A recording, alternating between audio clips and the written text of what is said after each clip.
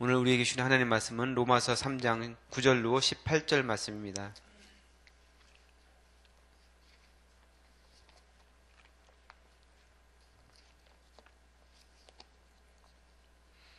로마서 3장 9절로 18절 말씀 신약성경 242페이지에 있습니다. 다 같이 한 목소리로 봉독하겠습니다. 그러면 어떠하냐? 우리는 나으냐? 결코 아니라. 유대인이나 헬라인이나 다 죄 아래에 있다고 우리가 이미 선언하였느니라. 기록된 바 의인은 없나니 하나도 없으며 깨닫는 자도 없고 하나님을 찾는 자도 없고 다 치우쳐 함께 무익하게 되고 선을 행하는 자는 없나니 하나도 없도다. 그들의 목구멍은 열린 무덤이요 그 혀로는 속임을 일삼으며 그 입술에는 독사의 독이 있고 그 입에는 저주와 악독이 가득하고 그 발은 피 흘리는 데 빠른지라. 파멸과 고생이 그 길에 있어 평강의 길을 알지 못하였고 그들의 눈앞에 하나님을 두려움이 없느니라. 함과 같으니라. 아멘. 요즘에 이제 부목사님들이 숫자가 많이 늘어났는데 이제 젊은 부목사님들이다 보니까 아기들이 이제 가정에 많이 있어요. 그래서 아기들을 이렇게 보면은 너무 예뻐요. 그죠? 아기들 보면 웃고 막 이렇게 재롱피우고 하는 모습을 보면은 정말 천사 같은 모습, 천사가 따로 없다 이렇게 생각이 드는데, 근데 늘 천사 같은 건 아니죠.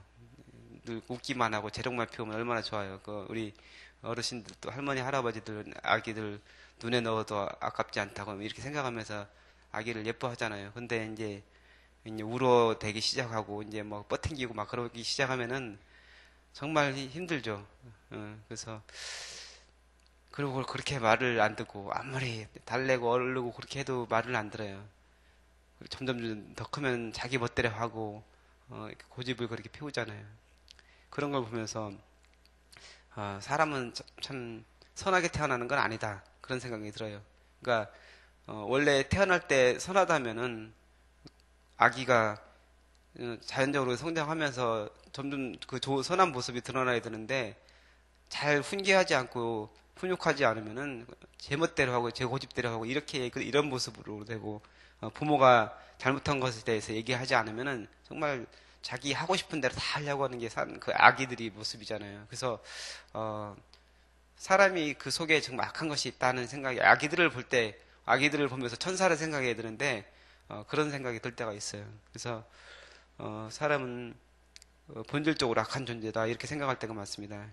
오늘 본문 말씀에서 사도 바울은 다 모든 사람이 죄 아래에 있고 다 악한 존재다 여기에 대해서 지금 얘기를 하고 있거든요. 이 앞에 어제까지는 우리가 어떤 것을 사도 바울이 얘기했냐면은 의로우신 하나님에 대해서 얘기를 했어요. 그래서 유대인들이 우리는 할례를 받았고 말씀을 받았기 때문에 선택된 백성이다. 다른 이방인들과 다르고 우리는 그렇기 때문에 하나님께서 우리를 특별하게 생각하시기 때문에 우리는 구원받은 백성이다. 이렇게 생각을 하고 있었는데 그게 아니다고 얘기했잖아요. 그래서 그럼에도 유대인이 유익은 뭐냐면 하나님의 말씀을 받은 것이다. 하나님의 말씀 받은 것 자체가 큰 유익인데 받은 것이 유익이 되고 또한 고난이 되지만 또한 그것을 지키고 전할 의무가 함께 주어졌다. 이렇게 얘기했습니다. 그리고 그럼에도 불구하고 유대인들이 하나님을 믿지 않고 신실하지 못하게 행동하는 그런 유대인들이 많은데 하나님은 그럼에도 진실하시고 신실하신 하나님이시다. 사람이 아무리 잘못하고 범죄하고 잘못된 길을 갈지라도 끝까지 품으시고 사랑하시는 하나님이시다. 거기에 대해서 얘기했습니다. 그리고 이제 이 유대인 바울에 대해서 대적하는 그런 유대인을 가상으로 놓고서 둘이서 이제 서로 이제 논쟁하는 그런 모습을 어제는 다뤘었잖아요. 그래서 하나님의 의로운 것에 대해서 이제 반론을 제기하는 겁니다. 무슨 하나님이 의롭느냐? 사람이 악하기 때문에 하나님이 의로운 것처럼 보이는 것이 아니냐? 그리고 사람이 악하고 거짓말하고 나쁜 짓을 더하면 더할수록 하나님이 더 의로워지고 더 선한 모습이 더 드러나는데 거기에 대해서 하나님이 그럼에도 불구하고 사람을 벌하고 사람을 죄 있다고 사람에 대해서 진노하면 안 되는 거 아니냐? 이런 그 궤변을 말하는 그런 사람들이 있다고 얘기했잖아요. 그 사람들은 큰 정죄를 받을 것이다. 지금 시대에도 이단 사상을 가진 사람들, 그런 사람들이 성경을 잘못된 해석을 해서 사람들을 미혹하는데 그것은 잘못된 것이고 그것으로 인해서 하는 게 큰 정죄를 받을 것이다. 이렇게 얘기했습니다. 오늘은 모든 사람의 죄를 지었다. 유대인이나 헬라인이나 다 죄 아래에 있다.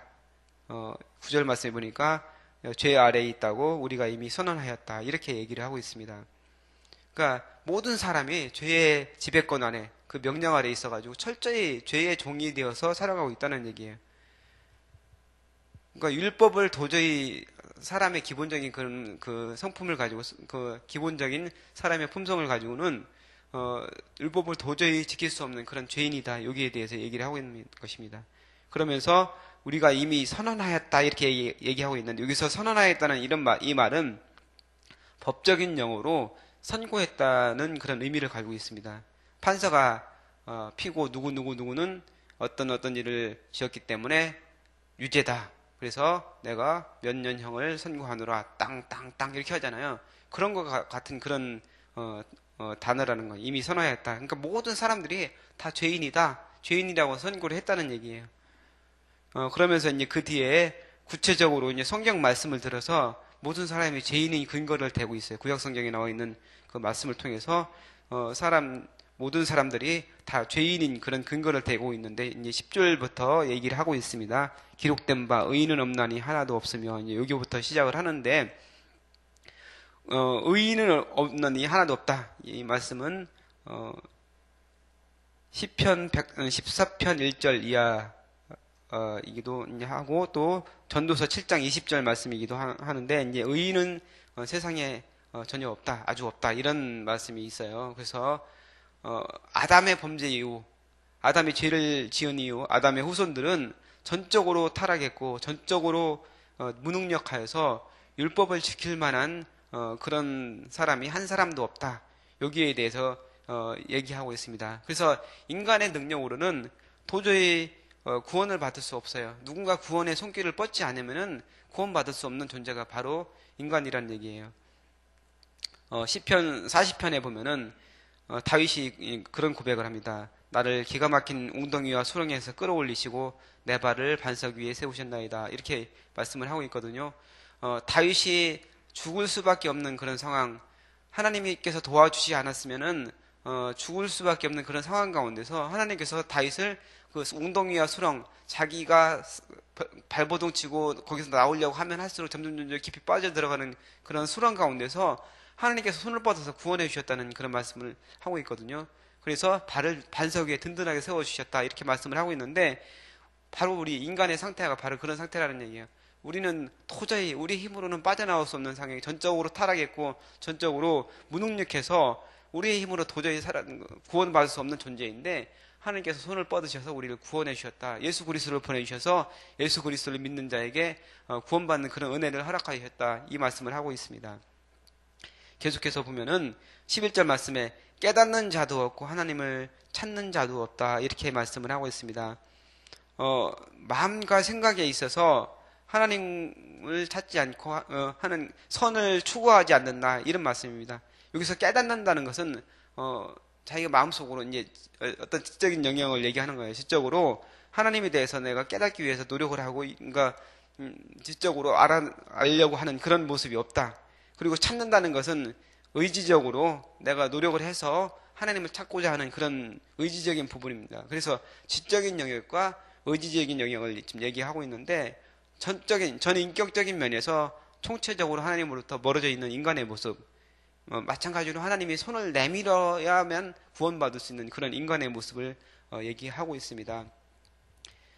12절 말씀에 보니까 다 치우쳐 함께 무익하게 되고 선을 행하는 자는 없나니 하나도 없다. 이렇게 말씀을 하고 있습니다. 다 치우쳐 무익하게 되었다.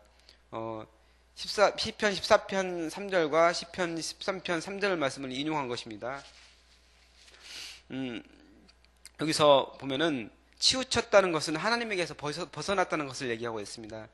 그러니까 하나님께서는 일반 은총, 그 자연 만물을 통해서 하나님께서 살아계신 것을 우리에게 보여주셨는데 사람이 하나님으로부터 벗어났다는 거예요. 그러니까 원어적인 의미로는 등을 돌리다, 피하다 그런 의미를 가지고 있거든요. 그래서 사람이 하나님께서 의도적으로 하나님으로부터 등을 돌리고 피해 있는 그런 모습을 얘기하고 있어요. 그래서 전적으로 하나님을 찾고 하나님을 만나려고 하는 것이 아니고 하나님으로부터 이제 벗어나려고 하는 그런 인간의 모습, 그게 바로 죄의 모습이라는 것이죠. 그리고 이제 무익하게 되었다고 얘기를 하고 있는데 여기서 무익하게 되었다는 말은 그 문자적으로는 우유가 발효되어서 신맛이 나다 뭐 그런 의미를 가지고 있다고 그래요. 제가 얼마 전에 이제 그 맛있는 거를 많이 먹고 하면은 그러니까 잘 소화를 시키고 몸에 건강하게 돼야 되는데 계속 탈이 나는 거예요. 그래서 왜 이렇게 탈이 나는 것일까? 그래서 음식도 이제 좀 부드러운 거로 조절도 많이 하고 그랬는데 그래도 계속 탈이 나는 거예요. 그래서 왜 그럴까 생각을 했는데 가만히 보니까 제 책상 위에 제가 이제 물통을 놓고 거기다가 이제 뭐차 같은 걸 좀 우려놓고서 이렇게 두고서 마시고 그렇게 하거든요. 근데 이제 뭐 따뜻한 물에다가 이제 찻잎 같은 걸 이렇게 하고 거기다 이제 좀 찬물을 섞어서 큰 통을 놓고서 이렇게 계속해서 따라 마시는데 색깔이 이제 빨간 색깔 뭐 이런 색깔이 나는 그런 차예요. 그러니까 그게 바로 뭐 그날 다 마셔야 되는데 색깔이 그냥 똑 그냥 멀쩡하니까 괜찮은 줄 알고 이틀, 3일 정도를 마신 거예요. 그러니까 그게 원인인 줄 모르고서 계속 뭐 먹고서 약도 먹고 그랬는데 괜찮은 것 같다가 또 다시 배탈이 나고 계속 그러는 거예요. 그래서 가만히 보니까 그건 것 같아요. 그래서 그걸 딱 꺼냈더니 그 다음부터는 괜찮은 거예요. 그래서 상한 음식을 먹으면은 이게 배탈이 나잖아요. 그러니까 여기서 이제 우유가 발효돼서 신맛이 나서 쓸데없게 됐다. 우유를 마셨고 사람이 우유를 마시고 거기서 이제 힘을 얻고 그렇게 해야 되는데 탈이 이거 쉬어버린 우유는 먹을 수가 없잖아요.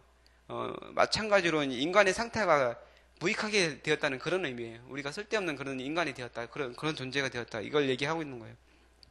그 다음부터는 13절부터는 계속 이제 그 사람의 언어에 대해서 목구멍으로 시작해서 혀, 그 다음에 입술, 그 다음에 입까지 이렇게 얘기를 하고 있는데 언어 부분에 대해서 언어 부분에 있어서 어떻게 죄인인가, 얼마나 죄인인가 거기에 대해서 얘기를 하고 있습니다. 그 목구멍이 열린 무덤이다.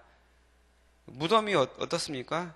그러니까 우리나라 무덤은 그냥 땅 속에 그 매장을 해서 뭐 관을 붓기도 하고 뭐 시신을 그대로 붓기도 하고 그 위에 덮어놓고서 다시 열 수 있는 그런 무덤이 아닌데 이스라엘은 뭐 그 예수님 무덤도 그렇지만 바위를 파가지고 바위굴을 파서 거기에다 시신을 넣고 돌로 막아놓잖아요. 근데 그 돌이 열려 있는 상황이에요. 그러면 그 안에 있는 시체들이 썩은 냄새, 뭐 그 악취들이 막 풍겨나고 이런 게 막 냄새나고 할 거 아니에요.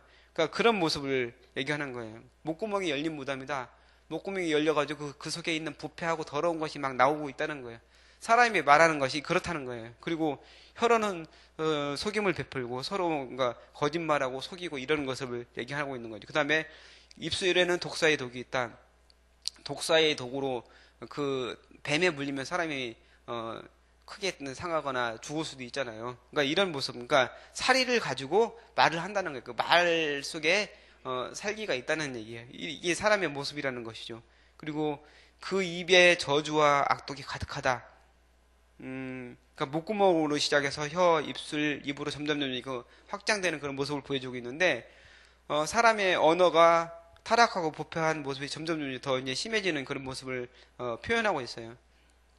사람이 말할 수 있는 것이 얼마나 복입니까? 여러분 그 입술로 주님을 찬양하고 그 입술로 아름다운 말을 하는 것이 얼마나 복입니까? 우리가 감사하지 못하고 때로는 우리가 말하는 것이 얼마나 그 하나님으로 받은 축복인지 깨닫지 못하는데 엄청난 축복입니다. 그 테너 배저철이라는 그런 그 성악가가 있습니다. 그 얼마 전에 그 간증하는 걸 들은 적이 있는데 잘 나가는 그런 성악가 오페라 가수로서 이탈리아에서 유학하고 와서 잘 나가는 그런 사람이었는데 목에 이제 갑상선 수술을 했는데 잘못해서 신경을 건드려 가지고 이 목소리를 잃어버린 거예요. 그래서 그 목소리를 가지고 살아가는 그 직업인인데 그 목소리를 잃고 나니까 얼마나 절망적이고 좌절이 됩니까? 그래서 정말 별의별 생각을 다 하면서는 힘들고 어려운 상황 가운데서 목소리를 찾기 위해서 노력을 많이 해야죠. 그래서 일본에서 정말 그 목소리를 제어하려고 그 치료하는 그 권위자에게서 이제 수술을 받고 목소리가 다시 돌아오는 그런 과정을 거쳐서 드디어 이제 목소리를 낼 수 있게 되는데, 그러니까 목소리를 잃었다가 이제 다시 수술하고 처음으로 목소리를 내야 되는 그런 상황인데, 거기서 어떤 걸 했느냐? 주님을 찬양하는 노래를 했어요. 주님의 높고 위대하심을 내 영혼이 찬양하네. 그 찬양을 불렀다고 이제 그 고백을 하더라고요. 그러니까 목소리를 잃은 상황에서 얼마나 주님을 찬양하고 싶겠습니까?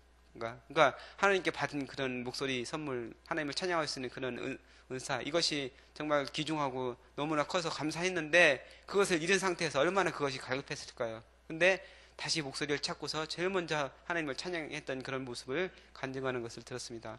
마찬가지 여기 있는 모든 분들 목소리가 소중한 것을 모르지만 목소리를 잃으면 얼마나 답답하고 얼마나 힘들겠어요. 근데 그 목소리를 주신 것이 우리에게 엄청난 축복이라는 얘기죠. 그 다음에 그것을 통해서 사람들을 축복하는 권세를 주셨잖아요. 근데 그것을 가지고 사람들이 그냥 내버려 두면은 근본적으로 열린 무덤처럼 입을 통해서 악독을 쏟아내고 저주를 쏟아내고 속이고 죽이고 이렇게 한다는 얘기예요.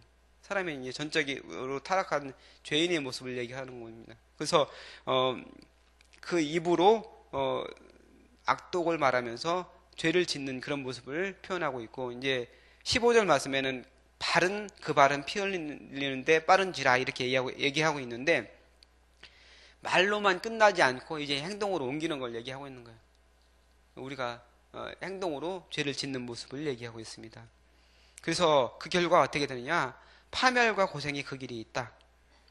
그 대가로 우리가 죄를 지은 그 모습을 통해서 파멸을 하게 되고, 그 다음에 고생이 그 죄를 지은 그 대가로 우리에게 주어진다는 것이죠. 그리고 평강의 길로부터 우리가 멀어지게 된다. 이것이 하나님으로부터 오게 되는 우리에 대한 그 벌로 그게 주어진다는 얘기예요.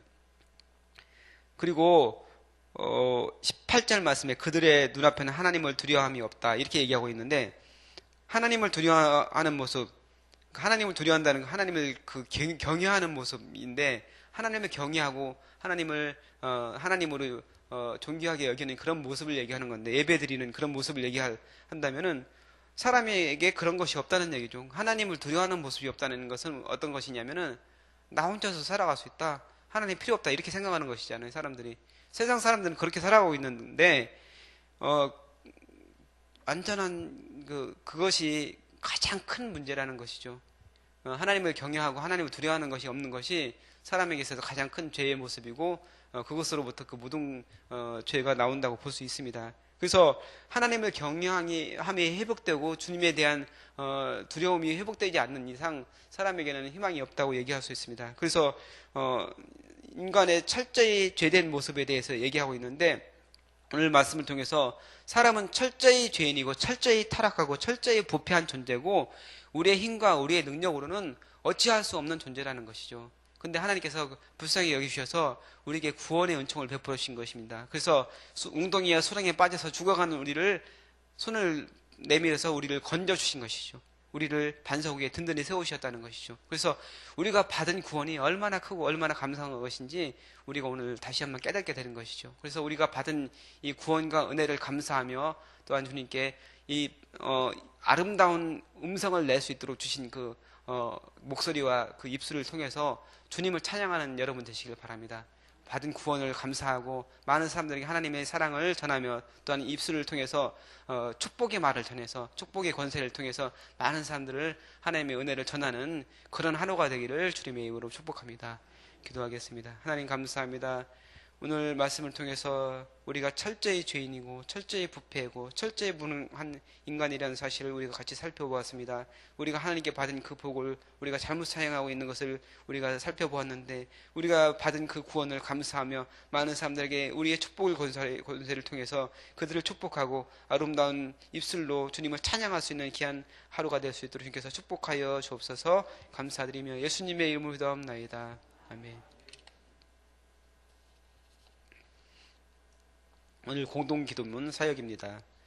성경대로 우리 사역의 지팡이 온누리를 품게 하옵소서. 의연의 사역, 교구 사역, 말씀 3 성경대역 사역을 축복하셔서 말씀과 성령의 충만으로 인격과 일상이 거룩해지게 하소서.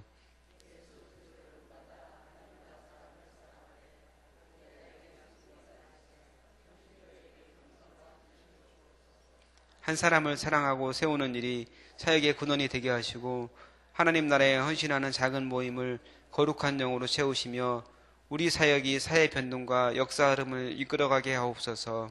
아멘. 주기도문 하시겠습니다.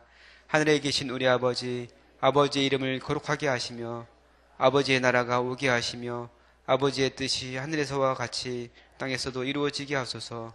오늘 우리에게 일용할 양식을 주시고 우리가 우리에게 잘못한 사람을 용서하여 준 것 같이 우리 죄를 용서하여 주시고 우리를 시험에 빠지지 않게 하시고 악에서 구하소서. 나라와 권능과 영광이 영원히 아버지의 것입니다. 아멘. 기도 제목 나누겠습니다. 지금 들은 말씀이 내 삶으로 이어지게 하옵소서. 오늘 수요 예배를 통하여 성도들이 은혜를 누리게 하소서. 2019년도에 주신 너희 몸을 하나님이 기뻐하시는 거룩한 산 제물로 드리라. 이는 너희가 드릴 영적 예배니라. 로마서 12장 1절 말씀을 붙잡고 예배의 삶을 살게 하소서. 몸과 마음의 아픔을 겪는 환우들이 치유되게 하여 주옵소서. 오늘부터 진행되는 모든 직분자 훈련 및 임직자 훈련을 통해 신실한 직분자들이 세워지게 하소서. 시애틀 유니드에 세워진 로고스 라이프 교회 및 미션 센터를 축복하소서. 기도하시고 또한 여러분이 가지고 나오신 소원 주님께 아뢰신 후에 저희를 이렇게 돌아가시기 바랍니다. 기도하겠습니다.